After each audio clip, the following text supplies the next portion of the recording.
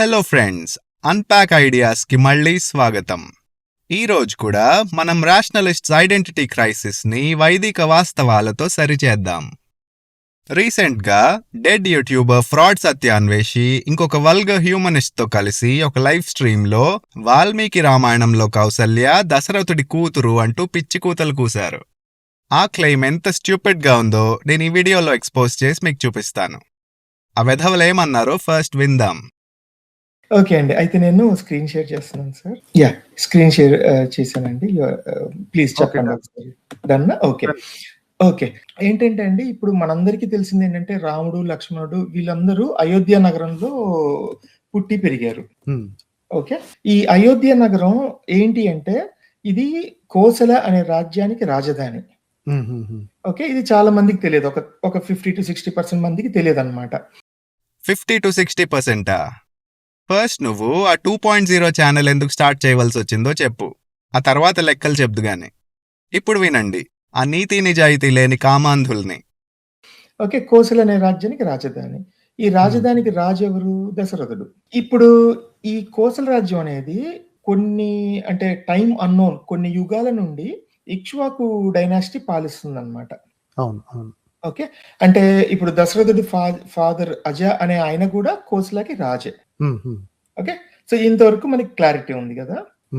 అయితే రామాయణంలో యాక్చువల్గా దశరథుడు అనే దానికంటే కూడా ఎక్కువ సార్లు కోశలేంద్ర అని పిలుస్తారండి. కోశలేంద్ర అంటే కింగ్ ఆఫ్ కోశల అని మీనింగ్. ఓకే. కోశలకి ఇంద్రుడు, కోశలేంద్ర కింగ్ ఆఫ్ కోశల అని. ఇప్పుడు నేను తీసింది అయోధ్యకాండ 65 సర్గ. ఓకే. 12 శ్లోకం. దీంట్లోనే ఇంకొంచెం కిందకి వెళ్తే ఇదే సర్గలో 23rd శ్లోకం. ఓకే. ఇక్కడ కోశలేంద్ర దుహిత అంటారు. Daughter of lord of Kosala అంటే కోసల రాజు యొక్క కూతురు. ఎవరు ఆవిడ? కౌసల్య. ఎంత పెద్ద క్వశ్చన్ మార్క్ వేసారండి. మళ్ళీ సిగ్గు లేకుండా మళ్ళీ క్లియర్ గా రాస్తారు. Kausalya daughter of the lord of Kosala. విన్నారు కదా, ఆ ఇద్దరు ఫ్రాడ్ గాళ్లకి కౌసల్య దశరథుడి కూతురు అనిపిస్తోందంట. ఎక్కడా రాయంది, ఎక్కడా మెన్షన్ చేయంది, వాళ్ళకెలా అనిపిస్తోంది? వాల్మీకి రామాయణంలో రాముణ్ణి దశరథాత్మజ లేదా దశరథ తనయ అనున్నది. కౌసల్య గురించి ఎక్కడైనా అలా ఉన్నదా? లేదు. ఈ తండ్రి కూతుర్ల ఇన్సెస్ట్ని వాల్మీకి రామాయణంలో ఇంక్లూడ్ చేయడమే వాల్మీకి ఉద్దేశం అయ్యుండుంటే డైరెక్ట్గా మెన్షన్ చేసి ఉండేది. కానీ వాల్మీకి రామాయణంలో ఎక్కడా కూడా చిన్న ఇండికేషన్ కూడా లేదు కౌసల్య దశరథుడి కూతురు అని. ఆ సన్నాసి వెధవలు చేస్తున్నది సత్యాన్వేషణ కానే కాదు. క్వశ్చన్ ఎవ్రీథింగ్ అని ఛానల్ పేరు పెట్టుకోవడం కాదు. Question your self. అంత దరిద్రమైన అలిగేషన్స్ ప్రూఫ్ లేకుండా ఎలా వేస్తారు అని. అంత సిల్లీ లాజిక్తో డిబేట్స్ విన్ అవుదాం అనుకుంటున్నాడా? నో ఛాన్స్, నేను అవ్వనివ్వను. అసలు వాళ్ళు చూపించిన శ్లోకం దేనికైనా ఆధారమాది? దేనికి కాదు. ఒరే బేవకూఫ్ జోకర్లరా, ఇదేనా స్పిరిట్ ఆఫ్ రేషనల్ ఎంక్వైరీ? ఆ బాబు గోగినేని దద్దమ్మగాడు మీకు చెప్పింది? మీ పిచ్చివాగుణ్ణి వింటుంటే మీరు డెస్పరేట్ జోకర్లాగా అనిపిస్తున్నారు. కౌసల్య దశరథుడి కూతురు అని ఎక్కడైనా ఉంటే చూపించండి. లేకపోతే మీ ఐడెంటిటీ క్రైసిస్ మిమ్మల్ని నీచులు చేస్తోంది అని అనుకుంటాను. ఫ్రెండ్స్, ఈ డెస్పరేట్ వెధవలు వాళ్ళెలా ఫూల్స్ చేసుకుంటున్నారో మీకు చూపిస్తాను. అసలు వాల్మీకి రామాయణంలో దశరథుడి ప్రాబ్లం ఏంటి? దశరథుడి ప్రాబ్లం ఏంటంటే అతనికి పిల్లలు లేరు అని. మరలా అయితే కౌసల్య వంటి కూతురు ఆల్రెడీ దశరథుడికి ఉండే ఉంటే దశరథుడు పిల్లలు లేని వాడెలా అవుతాడు? ఇది పారాడాక్స్. నెక్స్ట్ చూద్దాం. కోసల ఒకటే రాజ్యమా? అలా అని వాల్మీకి రామాయణంలో ఎక్కడా లేదు. ఈ శ్లోకం చూడండి. దశరథుణ్ణి విస్తృత త్రిశులోకేషు అని అన్నారు. అంటే 3 లోకాలకి తెలిసినవాడు అని. ఏంటి 3 లోకాలు? ఆ 3 లోకాల గురించి మనం వీడియోలో తర్వాత చూద్దాం. ఇప్పుడు అయోధ్యకాండ 50వ సర్గ చూద్దాం. 50వ సర్గలో మొదటి శ్లోకం చూద్దాం. ఇందులో మీరు కోసలాన్ అబ్జర్వ్ చేశారా? దానర్థం కోసలలు అని. అదే సర్గలో ఇంకొక శ్లోకం చూడండి. ఇక్కడ కూడా మీకు కోసలాన్ కనిపిస్తోందా? ఈ శ్లోకంలో కూడా కోసలలు గురించే మాట్లాడుతున్నారు.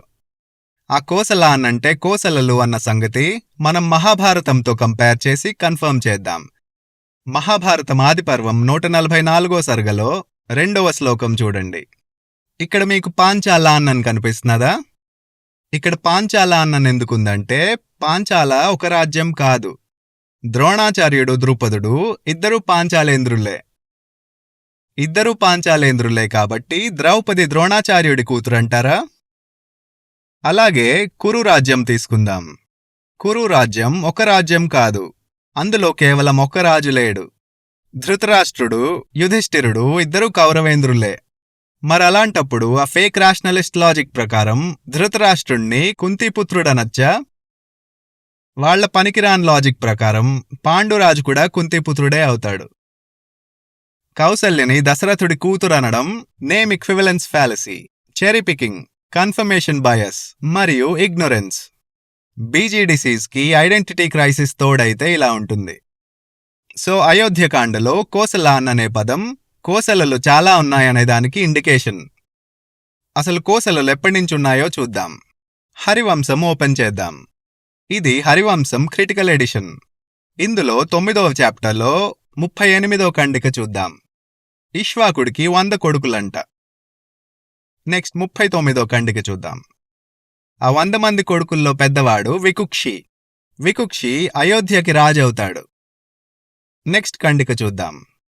50 మంది కొడుకులు ఉత్తర పథానికి వెళ్ళిపోతారు. వాళ్లల్లో పెద్ద శకుని వాళ్లకి లీడర్. ఇక్కడ మనం చూస్తున్న శకుని మహాభారతంలో శకుని ఒకరు కాదు. వాళ్ల మధ్యలో చాలా జనరేషన్స్ గ్యాప్ ఉంది. 50 మంది కొడుకులు ఉత్తర పథానికి వెళ్ళిపోయిన తర్వాత ఆ మిగిలిన వాళ్లల్లో 48 మంది దక్షిణ రాజ్యానికి వెళ్ళిపోతారు. వాళ్లల్లో వసతి వాళ్ల లీడర్. నెక్స్ట్ ఖండిక చూద్దాం. వికుక్షి కొడుకు కకుత్స్థ. ఈ కకుత్స్థ పేరు మనకు అయోధ్యకాండలో కూడా కనిపిస్తుంది. అయోధ్యకాండలో దశరథుణ్ణి కకుత్స్థ పరిపాలిత అంటారు. అంటే కకుత్స్థ వంశానికి చెందినవాడు అని. ఇప్పుడు మళ్ళీ హరివంశానికి వెళ్దాం. 9వ చాప్టర్లోనే 46వ ఖండిక చూడండి. శ్రవస్తకుడు శ్రవస్తి రాజ్యాన్ని స్థాపిస్తాడు. శ్రవస్త రాజ్యానికి వారసుడు బృహదారస్వ. శ్రవస్తి అయోధ్యకి ఉత్తర దిశలో ఉంటుంది. అయోధ్య ఉండగా శ్రవస్తి రాజ్యాన్ని స్థాపించారు. అలాగా శ్రవస్తకుడి వంశం శ్రవస్తి నుండి కంటిన్యూ అయింది. శ్రవస్తకుడి తండ్రి యువనాశ్వకుడి వంశం అయోధ్య నుండే కంటిన్యూ అయింది. మనం ఇందాక చూసాం, వసతి దక్షిణ కోసలలో రాజ్యం చేశాడు. ఇప్పుడు మనం ఉత్తరప్రదేశ్ మ్యాప్ ఓపెన్ చేసి చూస్తే అయోధ్య దగ్గర బస్తీ అని ఒక పెద్ద ఊరు కనిపిస్తుంది. బస్తీ అనే పదం సంస్కృత వసతి నుంచే వచ్చింది. చూసారా హిందూ గ్రంథాలు ఎంత కన్సిస్టెంట్గా ఉన్నాయో, ఎంత రియాలిటీతో కనెక్ట్ అయి ఉన్నాయో? ఇది చూసే ఆ ఇన్హ్యూమనిస్ట్ గాళ్లు కుళ్ళుతో కుమిలిపోతూ ఉంటారు. ఇంకొక ఇంట్రెస్టింగ్ ఫ్యాక్ట్ ఏంటంటే, అలెగ్జాండర్ కనింగ్హామ్ కనిపెట్టింది ఏంటంటే, అయోధ్యకి దక్షిణాన్నున్న సుల్తాన్పూర్ అనే ఊరు యాక్చువల్గా రాముడు కుషుడికిచ్చిన కుషావతి నగరం. వాల్మీకి రామాయణం ఉత్తరకాండలో రాముడు కుషుడికి దక్షిణ కోసల రాజ్యం ఇస్తాడు. రాముడు కుషుడు కోసం ఒక కొత్త రాజ్యాన్ని స్థాపించడు. ఆల్రెడీ ఎగ్జిస్టింగ్ దక్షిణ రాజ్యాన్ని కుషుడికిస్తాడు. అలాగే ఆల్రెడీ ఉన్న శ్రవస్తి రాజ్యాన్ని లవుడికిస్తాడు. ఈ శ్లోకం చదవండి. ఇందులో మీరు కోసలేషు, ఉత్తరేషు అని చూసారా? ఇవి కూడా ప్లూరల్ వర్డ్సే. దానర్థం అవి చిన్న చిన్న రాజ్యాలు అని. సో కోసలలు ఎప్పటినుంచో ఉన్నాయి. రామాయణం కాలం ముందు నుంచే ఉన్నాయి. మరి వాల్మీకి రామాయణంలో ఇన్ని కోసలలున్నాయని ఎందుకు రాయలేదు? అది అర్థం కావాలంటే మనం రామాయణాన్ని మహాభారతంతో కంపేర్ చేయాలి. కురు రాజ్యంలో 2 రాజ్యాలున్నాయి. ఒక రాజధాని హస్తినాపురం, మరొక రాజధాని ఇంద్రప్రస్థ. మహాభారతంలో ఈ 2 రాజధానుల మధ్యన గొడవ. అందుకని కురు రాజ్యాల్ని వివరించారు. పాంచాల రాజ్యంలో చూద్దాం. పాంచాల రాజ్యంలో కూడా ఉత్తర రాజ్యానికి దక్షిణ రాజ్యానికి మధ్యన గొడవల వల్ల పాంచాలలు మహాభారతంలో ఇంపార్టెంట్ ఎలిమెంట్స్. ఆ పొలిటికల్ ప్లూరాలిటీ రామాయణంలో లేదు.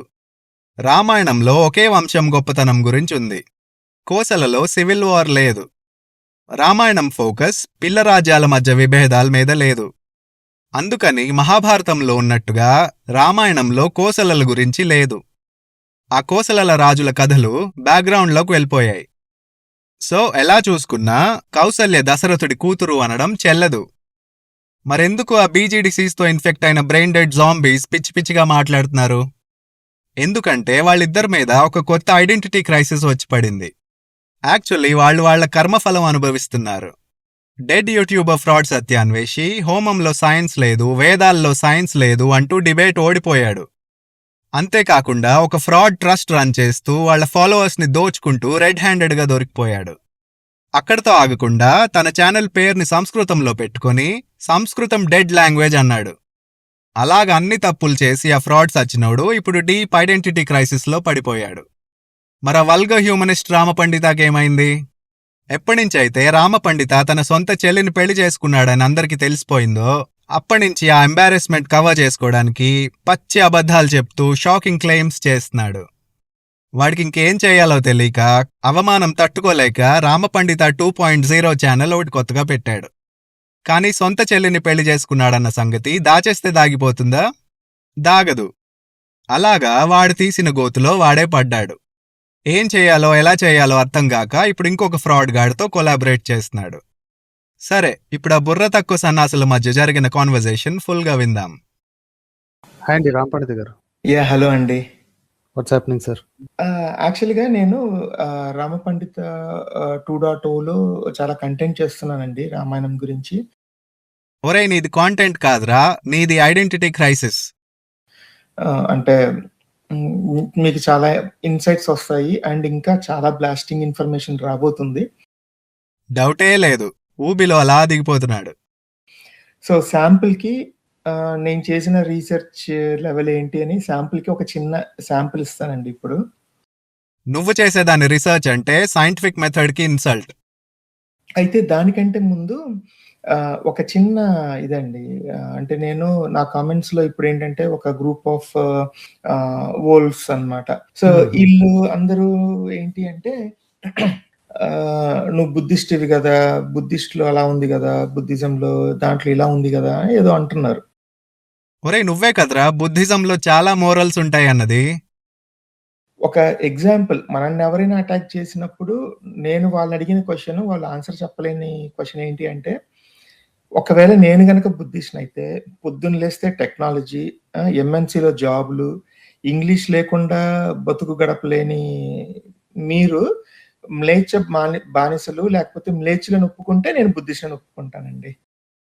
నేను గనక బుద్ధిస్ట్ అయితే ఏంటి, నీకు నువ్వే సొంతంగా రామపండిత అని ఛానల్ పేరు పెట్టుకున్నావు.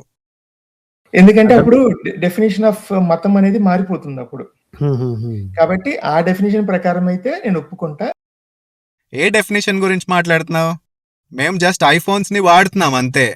కానీ నువ్వెంత పెద్ద బేవకూఫ్ గాడివంటే నువ్వు నీ పేరుని యాపిల్ అని పెట్టుకున్నావు. అంత సిగ్గులేని వెదవి నువ్వు.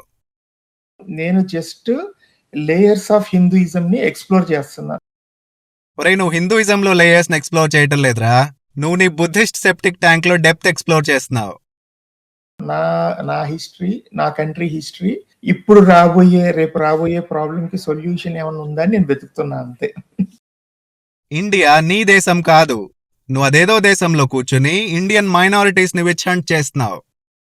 సో వాళ్ళు కనుక మేచ్ బానిసలను ఒప్పుకుంటే ఐఎమ్ వెరీ ఫైన్. ఇంగ్లీష్ నేర్చుకున్నందుకు మేం బానిసలు కాదురా, మేము ఇంగ్లీష్కి రెస్పెక్ట్ ఇస్తాం, ఇంగ్లీష్ని వాడతాం. మేము ఆ డెడ్ యూట్యూబర్ ఫ్రాడ్ సత్యాన్వేషిలా కాదు, సంస్కృతంలో పేరు పెట్టుకొని సంస్కృతాన్ని డెడ్ లాంగ్వేజ్ అనం. మ్లేచ్ఛ బానిసలు వాళ్ళు ఒప్పుకుంటే కొంపలు అంటుకుపోతాయి మాస్టర్. అది జరిగే పని కాదు, అది జరగదు. మిమ్మల్ని బుద్ధిస్ట్ అంటాం మానరు. సో అది డిఫాల్ట్ అండి. ఇంకా ఏం టెన్షన్ పడకు, పోయాక కూడా నిన్ను హిపోక్రిట్ లాగా ఫ్రాడ్ లాగే గుర్తుపెట్టుకుంటారు. ఫ్రెండ్స్, ఇక్కడి నుంచి ఆల్రెడీ మనం వినేశాం, సో నేను అదంతా స్కిప్ చేస్తాను. ఇక్కడి నుంచి వినండి. ఇట్లాంటివి అంటే కొంప ముంచేశారండి బాబు. కొంప ముంచేశారా? ఒరే పారాసైట్గా, నువ్వు 10th ఫెయిల్ అని చెప్పకుండానే నువ్వు 10th ఫెయిల్ అని చెప్పుకుంటున్నావు. నీకు ఎవిడెన్స్ అన్నా, సైంటిఫిక్ మెథడ్ అన్నా, రేషనల్ ఎంక్వైరీ అన్నా దమ్మిడి జ్ఞానం లేదు. సిగ్గులేని వెధవ. సో ఇదండి వీళ్ళ ఇప్పుడు ఈ బ్రాహ్మణులు వీళ్ళందరూ వీళ్ళ సంస్కృతి ఇదంతా విన్నారా? బ్రాహ్మణులు రామాయణం రాశారు అంటూ, అందుకే అదంత వికృతంగా ఉంది అంటున్నాడు. ఫస్ట్లీ, రామాయణం వికృతంగా లేదు, రామాయణం అందంగా ఉంది. రెండో విషయం ఏంటంటే, పురాణ ఇతిహాస మహాకావ్యాలు బ్రాహ్మణులు రాయలేదు. రామాయణం రాసింది ఒక ఆదివాసి. మహాభారతం రాసినవాడు చేపలు పట్టే ఆమెకు పుట్టినవాడు. ఇతిహాసాల సంగతి సరే, మరి పురాణాలు? పురాణాలని బ్రాహ్మణులు రాశారా? అదే చూద్దాం. ఇందాక మనం చూసిన హరివంశం గురించి మాట్లాడుకుందాం. హరివంశం మహాభారతానికి genealogical and theological extension. Valmiki Ramayana, Mahabharata, Harivamsa ఈ మూడు ఎపిక్ సాంస్క్రిట్లో కంపోజ్ చేయబడినవి. 1901లో ఇండాలజిస్ట్ E.W. హాప్కిన్స్ హరివంశంలో చాలా ఓల్డ్ ఎలిమెంట్స్ ఉన్నాయని కనిపెట్టారు. ఆ ఓల్డ్ ఎలిమెంట్స్ వేదిక్ లిటరేచర్తో ఓవర్లాప్ అవుతున్నది అని కనిపెట్టారు. హాప్కిన్స్ తర్వాత జర్మన్ ఇండాలజిస్ట్ వింటర్నిట్స్ ఆ రీసెర్చ్ని ముందుకు తీసుకెళ్లారు. 1927లో వింటర్నిట్స్ కనుక్కున్నదేంటంటే హరివంశంలో ఉన్న ఓల్డెస్ట్ లేయర్స్లో ఉన్న కాంటెంట్ శటపథ బ్రాహ్మణ కాంటెంట్తో మ్యాచ్ అవుతోంది అని. బ్రాహ్మణాలు వాల్మీకి రామాయణం కంటే పురాతనమైనవి. వింటర్నిట్స్ రీసెర్చ్ తర్వాత 1969లో P.L. Vaidya critical edition of Harivamsa compose చేశారు. వైద్య ఏమన్నారంటే, ఈ పురాణాలు ఇతిహాసాలు రాకముందు మనిషిని పొగుడుతూ గాతాలు పాడుకునేవారంట. అంటే అవి మనిషి గొప్పతనాన్ని పొగిడే గీతాలు. ఆ పాటలని గాతానారాసాంసి అనేవారు. వేదమంత్రాలకి చాలా స్ట్రిక్ట్ రూల్స్ ఉంటాయి, కానీ గాతాలకి అటువంటి స్ట్రిక్ట్ రూల్స్ ఉండవు. సూతలు ఆ గాతాల రూపంలో హిస్టరీని డాక్యుమెంట్ చేసేవారు. ఆ గాతాలలో హిస్టరీయే కాకుండా మోరల్స్ కూడా ఉండేవి. హిస్టారికల్ ఇన్ఫర్మేషన్ని మోరల్స్తో కలిపి సూతలు పాటలు కంపోజ్ చేసేవారు. హిస్టరీ రికార్డ్ చేయడానికి సూతలు కనిపెట్టిన మెకానిజం అది. ఇండాలజిస్ట్ హాప్కిన్స్ ప్రకారం సూతలు ప్రిజర్వ్ చేసిన హిస్టారికల్ ఇన్ఫర్మేషన్ ఆధారంగా పురాణాలు కంపోజ్ చేయబడ్డాయి. హాప్కిన్స్ ఏమన్నారంటే, బ్రాహ్మణులు కేవలం ప్రిజర్వ్ చేశారు, కంపైల్ చేశారు అన్నారు. వైదిక ఆచారాలు, జానపదాచారాలు కోఎగ్జిస్ట్ అవుతూ ఉండేవి అండ్ ఇంటరాక్ట్ అవుతూ ఉండేవి అన్నారు. అందరు ఇండాలజిస్టులు చెప్పే ఇంకొక విషయం ఏంటంటే, సూతలు మిక్స్డ్ కాస్ట్ పీపుల్ కాదంట. ఇండాలజిస్ట్స్ ప్రకారం సూతల్లో శూద్రులు, ఆదివాసులు కూడా ఉండేవారు. కానీ తర్వాత కాలంలో సూతల్ని బ్రాహ్మణులకి, క్షత్రియులకి మధ్యలో పెట్టారు, సోషల్ స్టేటస్ పెంచడాని కోసం.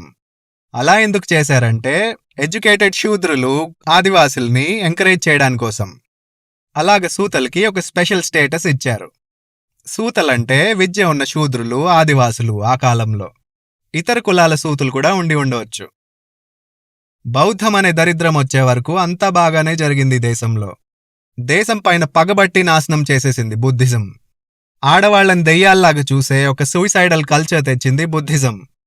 ఆ దరిద్రం ఏంటో కూడా అర్థం చేసుకోకుండా ఆ చెల్లిని పెళ్లి చేసుకున్న వాడిని ఆదర్శంగా తీసుకుని ఆ ఎందుకు పనికిరాని క్యారెక్టర్ పేరుని ఛానల్ పేరులా పెట్టుకుని కౌసల్య దశరథుడి కూతురు అంటూ, ఇదంతా బ్రాహ్మణులే రాశారు అంటూ పచ్చి అబద్ధాలు చెప్తూ విదేశాల్లో కూర్చొని బ్రాహ్మినిజం లాంటి మిషనరీ వర్డ్స్ యూస్ చేస్తూ ఇండియాలో ఉన్న 3% మైనారిటీని విచ్ హంట్ చేస్తున్నాడు ఫ్రాడ్ సత్యాన్వేషి సచ్చినోడితో కలిసి. ఫ్రెండ్స్, ఆ ఓవర్సీస్ టెర్రరిస్ట్ బాబు గోగినేని బ్యాచ్ మొత్తాన్ని ఎక్స్పోజ్ చేస్తూనే ఉంటాను. జై భారతి.